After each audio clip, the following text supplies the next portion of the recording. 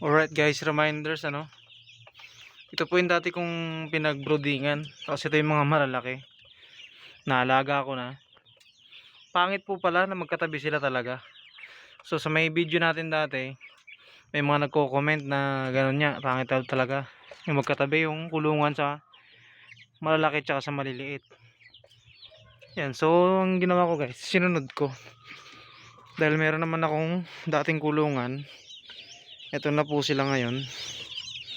So ito po yung 40 heads naalaga po natin ngayon. Ayan na po sila. Tinanggal ko na po yung yung tawag dito, dayami, kasi pag tumatay sila nababasa. Ayan po, tingnan nyo. So okay naman po sila ngayon. Bali namatay po pala yung tatlo natin na sa may previous video natin, yung nagkasakit. Hindi po sila